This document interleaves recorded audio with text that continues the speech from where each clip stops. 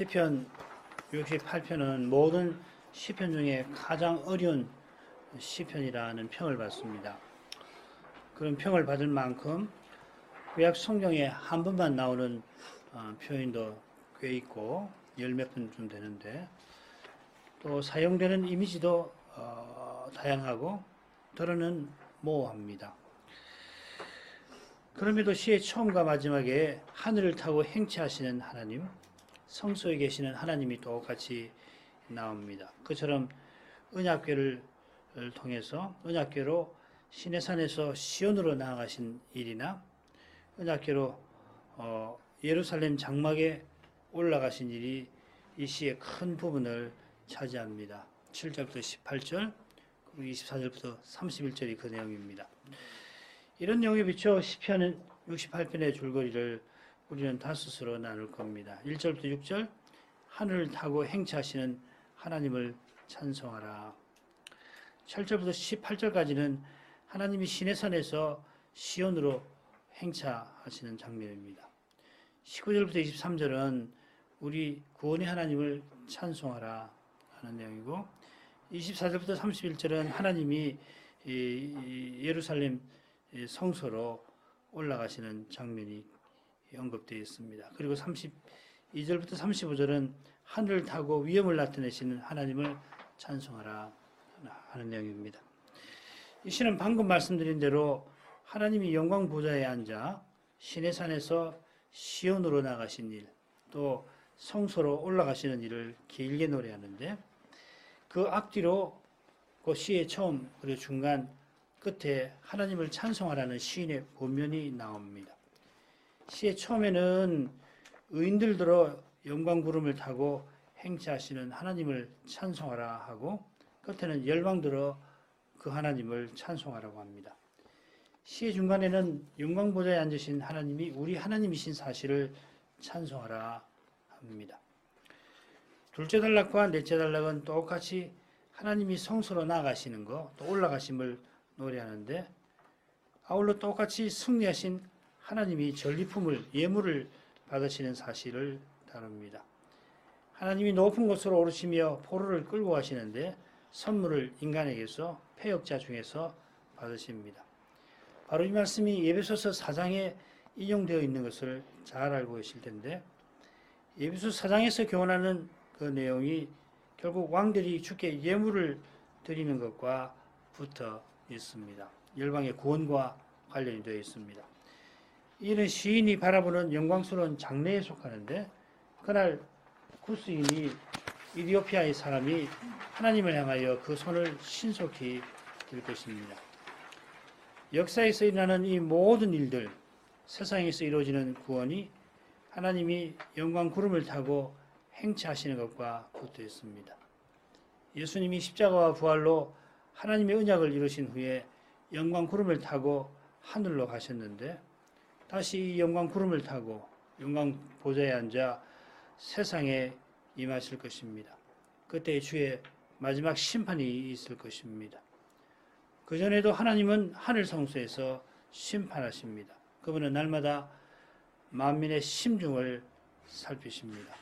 이게 첫째 부분인데, 이 첫째 부분은 세 수로 나누겠습니다. 중간에 4절의 시인의 권면이 있고, 앞뒤로 하나님의 의로운 심판에 관한 내용이 1절, 3절, 그리고 5절, 6절에 나옵니다. 앞에서는 하나님이 장차 죄인을 멸하시고 의인을 즐거워하게 하실 일을, 뒤에서는 하나님의 의로운 심판장으로서 늘 행하시는 일들 노래합니다. 1절부터 3절 읽겠습니다. 하나님은 일어나사 원수를 흩으시며 주를 미워하는 자로 주의 앞에서 도망하게 하소서. 연기가 몰려감 같이 저희를 몰아내소서. 불 앞에서 밀이 녹음같이 악인이 하나님 앞에서 망하게 하소서. 의인은 기뻐하여 하나님 앞에서 뛰놀며 기뻐하고 즐거워할지어다. 이 부분의 교훈을 잘 받기 위해서 먼저 살펴야 할 문제가 있는데, 한글 개역 성경은 1, 2절은 기원, 하게 하소서, 또 3절은 권면, 의인은 기뻐하라 이렇게 되어 있습니다만은, 그러나 둘 다 미래에 일어날 일을 노래하는 것으로 보는 것이 좋습니다. 하나님이 일어나셔서 원수를 흩으실 것이라. 의인은 기뻐할 것이라. 이렇게 옮기는 것이 자연스럽습니다. 시인이 장차 하나님이 일어나실 일을 바라봅니다. 이 표현은, 하나님이 일어나신다는 표현은 제사장이 언약궤를 메고 행진할 때에 하나님 일어나소서 하고 외쳤던 사실과 붙어 있습니다. 민수기 10장 35절입니다. 교회가 떠날 때에는 모세가 가로되 하나님이여 일어나사 주의 대적들을 흩으시고 주를 미워하는 자로 주의 앞에서 도망하게 하소서 하였고, 바로 이 말씀이 똑같이 1절과 이 말씀과 똑같이 시편 68편 1절이 번역이 되어 있습니다만은 시편의 표현은 민수기와는 다릅니다. 그래서 말씀드린 대로 장차 일어날 일로 하나님이여 하나님이 일어나셔서 흩으실 것이라, 도망하게 하실 것이라 이렇게 되어 있습니다. 하나님이 일어나시는 것은 언약궤 위에 있는, 우리 눈에는 보이지 않지만 그 영광 보좌가 있는데 그 보좌를 타고 행차하시는 것을 가리킵니다. 제사장이 언약궤를 메는 것은 하나님의 종으로서 보좌 위에 앉으신 하나님을 모시는 것입니다. 물론 영광 구름 속에는 그룹 천사가 영광 보좌를 메고 이동합니다. 그룹들 위에 궁창이 있고 궁창 위에 보좌가 있잖아요. 에스겔 1장에서는 하나님이 영광 보좌를 타고 포로 잡혀간 자기 백성을 찾아오시는 장면이 나옵니다. 그발 강가로 오시죠. 하나님이 멸망한 예루살렘 성전을 떠나셔서 포로 잡혀간 백성과 함께 하시려고 그들을 만나러 오십니다. 이거 에스겔 10장, 11장 이런 데서 나오는 중요한 주제죠. 그처럼 하나님이 일어나시는 것은 친히 언약을 이루려 하시는 것입니다. 하나님이 언약을 이루시려고 자기의 원수들을 흩어버리십니다. 자기의 원수라고 되어 있습니다. 원수는 주를 미워하는 자들이니까 그분의 원수들입니다. 그들은 주를 미워하여 주의 백성을 멸하려 합니다. 주의 백성을 멸하려 하여 주를 미워합니다. 천하 만민에게 복 주려고 언약 맺으신 까닭에 하나님을 미워하는 원수를 하나님은 미워하십니다. 하나님이 사랑이셔서 심판하십니다. 구원하려고 멸하십니다. 시편 2편에 교훈하듯이 그 아들에게 입맞추는 사람, 여호와를 의지하는 사람은 복 있는 사람이고 함께 분노하여 하나님과 그리스도를 대적하는 자는 거룩한 심판을 피할 수 없습니다. 하나님이 장차 심판하실 때 연기가 몰려감같이 원수를 몰아내시고 초가 녹음같이 그들이 망할 것입니다. 이 사실에 비출 때 지금 그들이 하나님을 미워하고 대적하는 일은 얼마나 두려운 것입니까?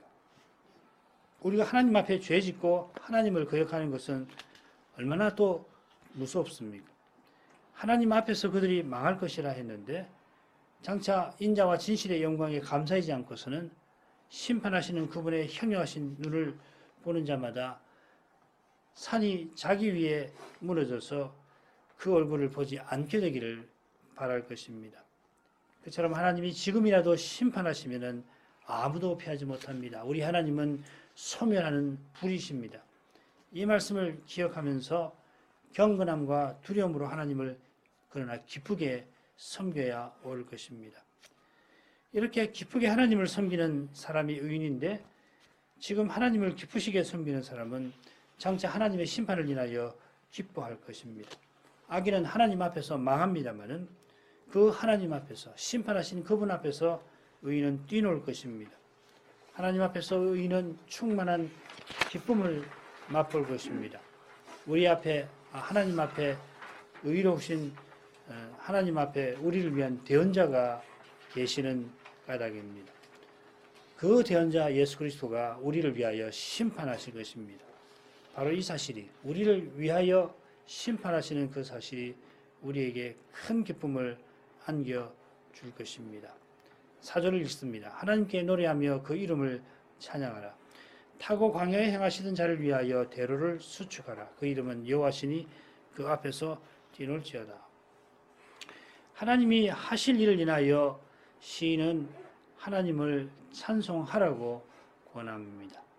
그 내용이 그 이름을 찬양하라 하는 표현에 담겨 있습니다. 누구에게 권하는지 우리는 잘 압니다. 바로 앞에 나온 의인입니다. 그들이 누군지, 그들을 하나님이 어떻게 대하시는지를 5절, 6절에서 우리가 곧 살필 겁니다. 중요한 것은 우리가 하나님을 찬송하도록 하나님이 구원을 행하신다는 사실입니다. 이 백성은 내가 나를 위하여 지었나니 나의 찬송을 부르게 하려 함이니라. 함께 하나님의 이름을 찬송하는 것이 얼마나 복스러운지 모릅니다.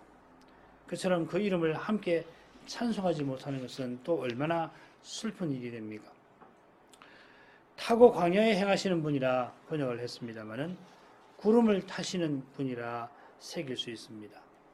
앞서 살핀 줄거리를 고려하든지 사용된 낱말의 뜻을 참고하든지 하나님의 임재에 관한 성경 구절을 고려하든지 구름을 타시는 분이 낫습니다. 구름을 타시는 것은 영광구름, 곧 불의 전차를 타고 행차하시는 것을 가리킵니다.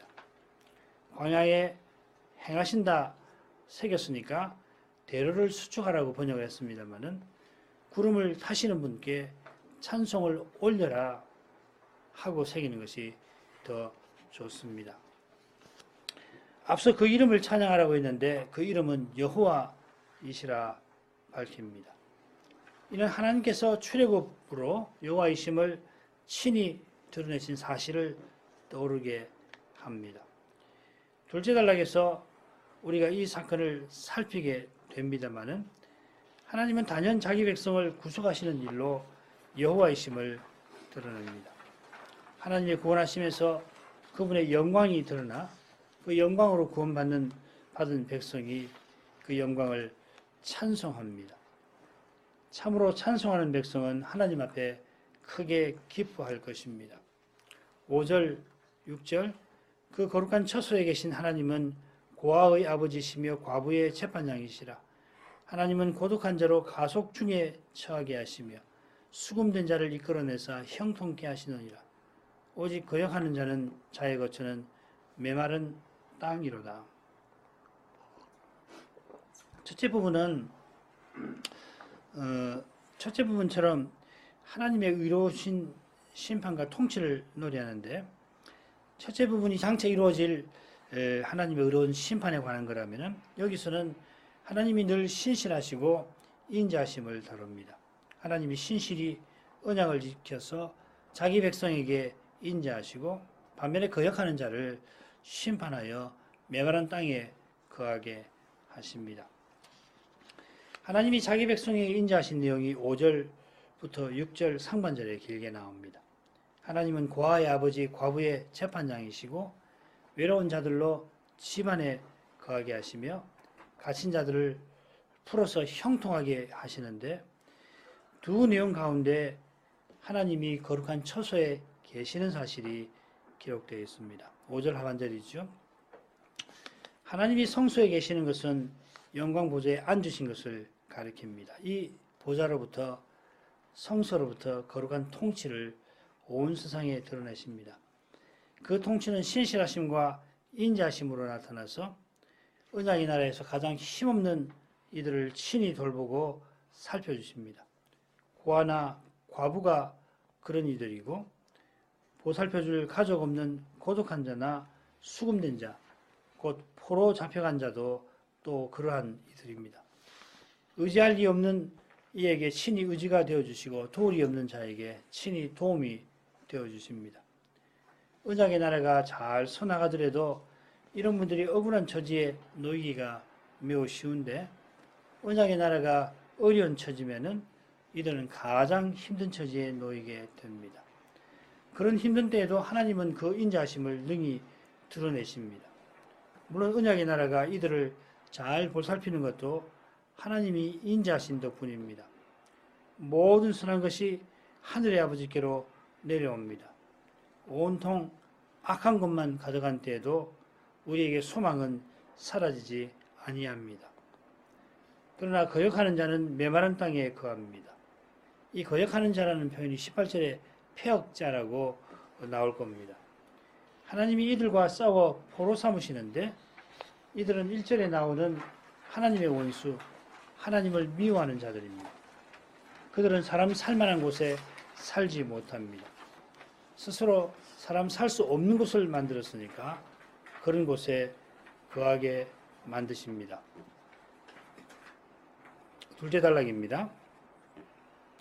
이 둘째 단락은 하나님이 광야에 행진하셨을 때로부터 시작해서 높은 곳으로 오르시는 대목에서 끝납니다. 세 부분으로 나눌 수 있습니다.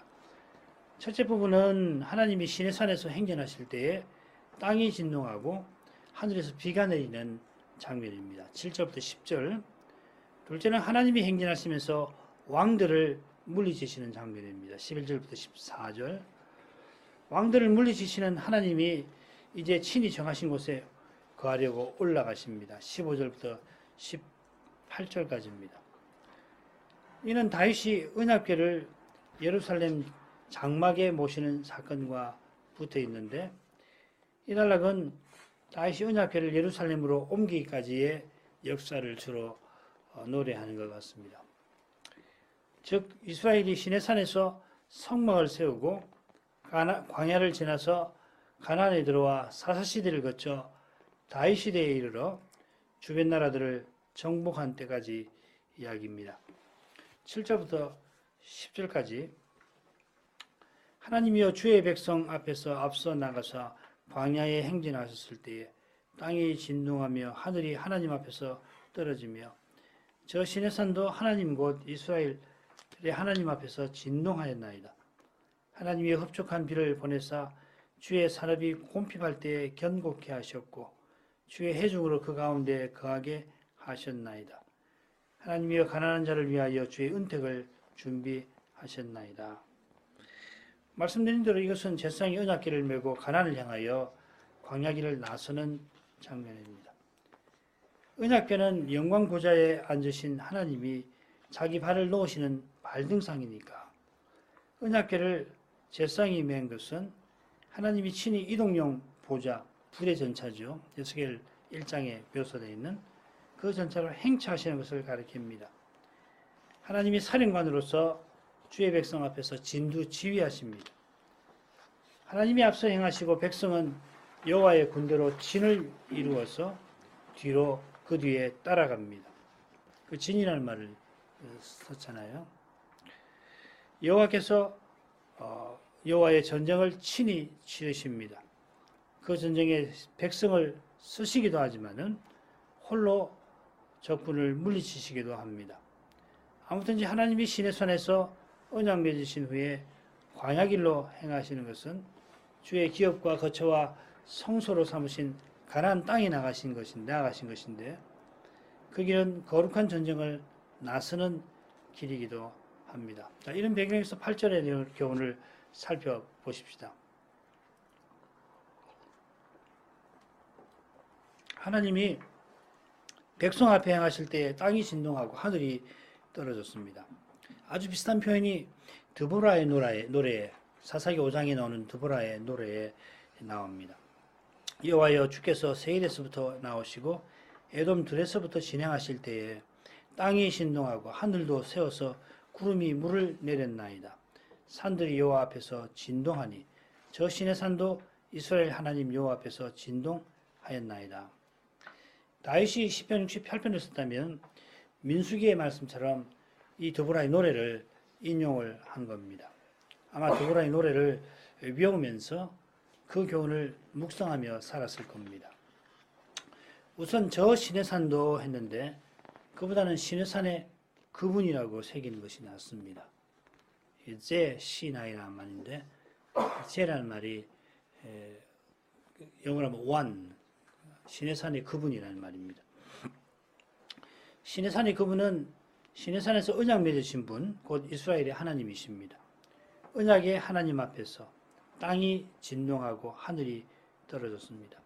68편과 사사기 5장을 비교해 보면 하늘이 떨어진 것이 하늘에서 비가 내린 것임을 알 수 있습니다. 여러분 갖고 계시는 간주성경도 밑에 보면은 각 주에 보면은 하늘이 하나님 앞에서 비를 떨어뜨리며 이렇게 번역이 있죠. 이 번역이 맞습니다. 그처럼 땅이 진동한 것은 사사기 5장의 산들이 진동한 것과 아울러서 지축으로 울리는 천둥 소리가 난 것을 보여주는 겁니다. 가나안 사람들은 이 표현을 듣고 즉각 그들이 섬기던 번개와 비의 신 바알을 떠올렸을 겁니다. 바알을 섬기던 가나안 왕 야빈이 군대 장관 시스라를 앞세워서 20년 동안 이스라엘을 괴롭게 할 때 하나님이 드보라와 바락을 통해 그들을 건지셨는데 이 기손강에서 번개와 비로 시스라의 철병거 900성을 치셨습니다. 번개가 치고 비가 내리니까 병거가 진흙이 된 그 땅에서 움직일 수 없잖아요. 그런데 번개가 친다고 생각이 없어요. 철병거 탄 사람들 어떻게 됐겠는지. 바알을 섬기던 가나안 군대가 번개와 비로 망한 겁니다. 바알이 참신이 아니라 참신은 오직 여호와이심이 드러났습니다. 이런 배경에서 8절은 여호와께서 용사로서 친히 자기 원수들을 물리신 것을 가리킵니다. 그처럼 하나님이 비를 내려서 곰핍한 주의 산업을 경고케 하셨습니다. 주의 산업은 가나안을 가리킵니다. 하나님이 이스라엘 각 가정에 기업을 나눠주십니다만 가나안과 이스라엘이 하나님의 산업입니다. 하나님이 이스라엘을 자기의 소유로 삼으셔서 가나안 땅에서 주의 거룩한 뜻을 이루려 하셨습니다. 그 땅에 비가 내리지 않아서 메말랐을 때 하나님이 비를 내려서 회복하신 겁니다. 비를 내려서 자기 원수를 물리치시는 주님이 그 비로 자기 백성을 회복시키셨습니다. 비가 내린 언약의 땅에 주의 회중이 거하였습니다. 주의 회중도 나쁘진 않습니다만은 주의 피조물이 났습니다. 언약 백성도 거기 살고 짐승도 거기 삽니다. 비가 내려 농사도 잘 되고 가축도 잘 자랐습니다. 흡족한 비를 내리시는 데서 하나님의 신실하심과 인자하심이 잘 드러납니다. 그 인자하심은 특별히 가난한 자를 위하여 주의 은택을 준비하신 데에서 환히 드러납니다. 우리가 앞선 시편들에서 가난한 자가 언약을 지키며 사는 백성, 믿음의 길을 걸어 고난받는 백성임을 배웠습니다. 원수들이 공격하고 기근이 일어난 때에 언약 백성이 일어난 데서 언약 백성이 언약을 어긴 것을 우리가 짐작할 수 있는데 그런 현실에서 경건한 자는 가난하고 압제당합니다. 그런 가난한 자들을 언약의 하나님은 주의 은택을 그들을 위하여 준비해 놓으십니다. 그들이 악한 현실에 처합니다마는 하나님의 선을 맛보게 하시는 것입니다. 그들이 맛본 악이 그들에게 선이 되게 하십니다. 하나님의 선은 무엇보다 그분의 사랑이고 구원입니다. 그 사랑이 이 은택을 준비하신 데서 드러납니다. 당장에는 우리가 슬픔과 괴로움을 겪고 때로는 견딜 수 없을 지경이 됩니다마는 하나님은 감당할 만큼 겪게 하시고 견딜 만큼 이미 우리를 붙드실 뿐만 아니라 마침내 고난을 이기고 기뻐하게 하십니다. 마침내 할 때까지 우리는 언제까지입니까? 탄식하지 않을 수 없습니다마는 하나님은 이미 그때를 준비해 놓으셨습니다. 그때는 틀림없이 우리가 생각하는 것처럼 지체되는 게 아니라 오히려 생각하는 것보다 속히 옵니다. 11절부터 14절 주께서 말씀을 주시니 소식을 공포하는 여자가 큰 무리라. 여러 군데의 왕들이 도망하니 집에 간 여자도 탈취물을 나누도다. 너희가 양 우리에 누울 때에는 그 날개를 은으로 입히고 그 깃을 황금으로 입힌 비둘기 같도다. 전능하신 자가 열왕을 그 중에서 흩으실 때에는 살몬의 눈이 날림 같도다. 이 부분에 특히 어려운 표현이 여러 나옵니다만은 시인이 노래하는 주제는 알기가 그리 어렵지는 않습니다. 특히 12절 14절에 전능하신 하나님이 왕들을 물리치시는 내용이 나옵니다. 하나님이 왕들을 물리치신 결과 집에 거한 여자도 탈취물을 얻습니다. 이렇게 보면 11절은 도입부가 되고 12절 상반절 14절이 하나님의 왕들을 물리치심을 여기서 노래하고 중간에 서로 짝을 이루는 내용이 나오는 것 같습니다.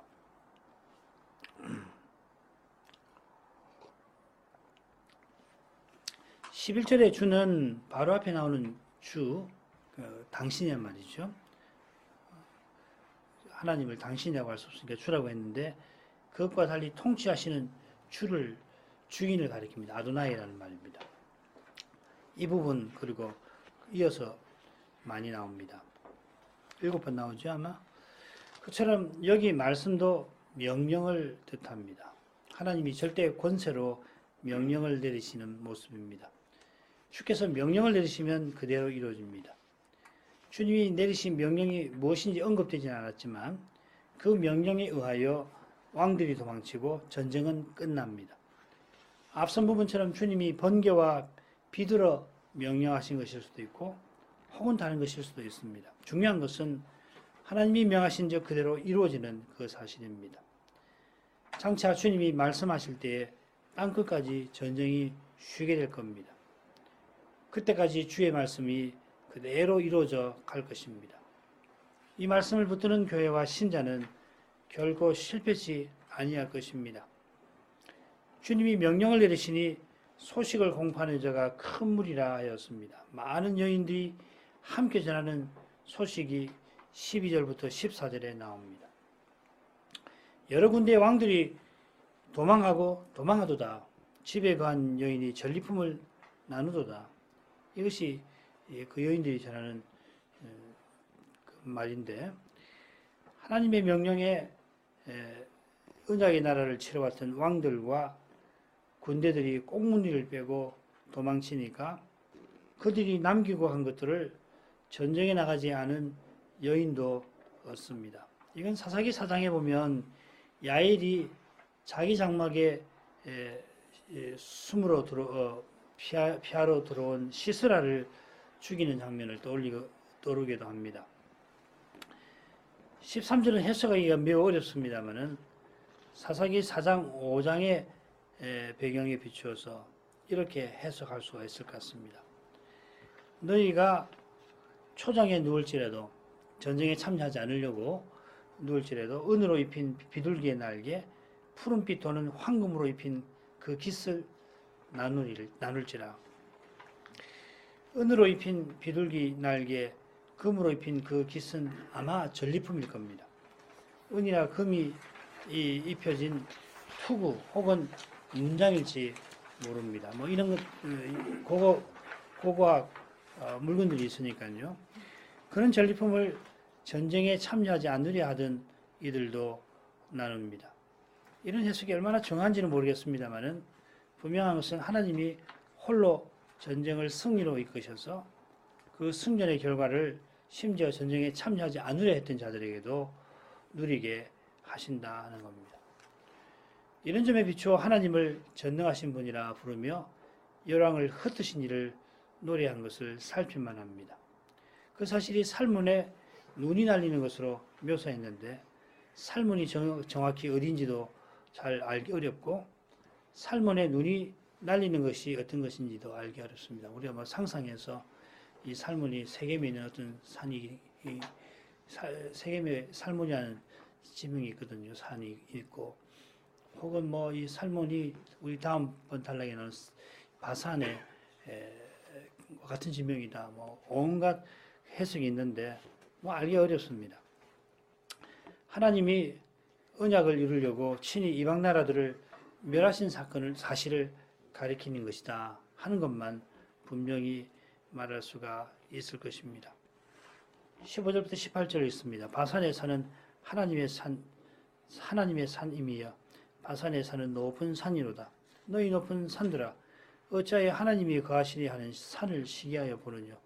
진실로 하나님께서 이 산에 영영히 거하시리로다. 하나님의 병거가 천천히요 만만이라. 주께서 그 중에 계심이 시내산 성소에 계심 같도다. 주께서 높은 곳으로 오르시며 사로잡은 자를 끌고 선물을 인간에게서 또는 패역자 중에서 받으시니 여호와 하나님이 저희와 함께 거하려 하심이로다. 이 장면은 언약궤가 예루살렘 장막으로 옮겨지고 있는 모습과 붙어 있는 것 같습니다. 16절에 하나님께서 이 산에 곧 시온산에 영영히 거하실 것을 노래하는데 그 목적이 18절 저희와 함께 거하려 하심입니다. 하나님이 성전에 거하시는 것은 자기 백성과 함께 하기 위함입니다. 언약궤가 놓인 시온이 하나님의 산입니다. 그런데 시온만 아니라 바산의 산도 하나님의 산이라고 합니다. 어떤 학자들은 이 하나님이라는 말 엘로힘을 하나님이라고 새기지 않고 강한 혹은 거대한이라고 새깁니다만은 꼭 그렇게 새길 근거가 없습니다. 이 바산의 산이 헐몬산이든지 아니든지 하나님의 것입니다. 게다가 그 산은 높은 산입니다. 시온산은 낮은 산인데 그에 비하면 그런데 바산의 산을 포함하여 높은 산들이 16절에 바산은 높은 산이라고 그랬잖아요. 그리고 16절에는 높은 산들이라고 해서 복수로 바뀝니다. 그러니까 바산의 산을 포함해서 세상의 높은 산들이 하나님이 거하려 하는 시온산을 시기합니다. 시온산을 시기하는 그들을 향하여 시온에 거하시는 하나님의 병거는 천천만만이라 선언합니다. 세상의 어느 나라도 이 병거를 물리치지 못합니다. 게다가 하나님이 시온에 영영히 거하려 하십니다. 시온에 거하려 하시는 하나님이 시온을 시기하여 공격하는 왕들과 싸워서 이기십니다. 전쟁에 이기신 하나님이 포로들을 이끌고 올라가십니다. 올라가시면서 선물을 받으십니다. 이 선물이 정복당한 민족들에게서 받는 전리품일까요? 패역자 중에서도 선물을 받으십니다. 그들에게서 선물을 받으신 하나님이 저희와 함께 거하려 하십니다. 하나님이 거하려 하시는 저희는 누굴까요? 물론 하나님 백성이겠죠. 그런데 여기 묘하게 누구와 거한다 하는 말이 사실 없습니다. 18절이 에베소서 4장에 인용되어 있고 특히 바울을 사도 삼으신 데서 성취된 것을 우리가 잘 알고 있습니다. 하나님이 하나님을 대적하던 사울을 포로로 잡아 교회의 선물로 주셨습니다.